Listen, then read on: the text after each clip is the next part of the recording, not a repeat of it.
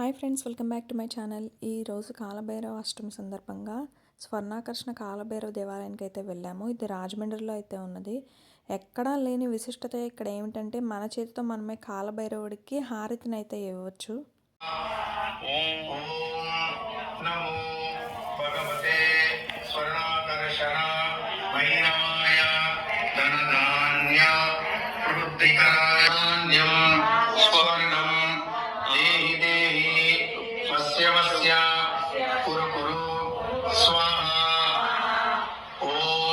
ఇక్కడ సింధూరంతో అయితే బొట్టు పెట్టి తర్వాత మన హారతి ఇచ్చిన తర్వాత గురువుగారు మనకి ఒక ₹1 కాయిన్ ఇస్తారు. అలాగే ప్రసాదం కూడా ఇస్తారు. ఆ ₹1 కాయిన్ తీసుకెళ్ళి మనం అయితే బీరువాలో అయితే పెట్టుకోవాలంటండి.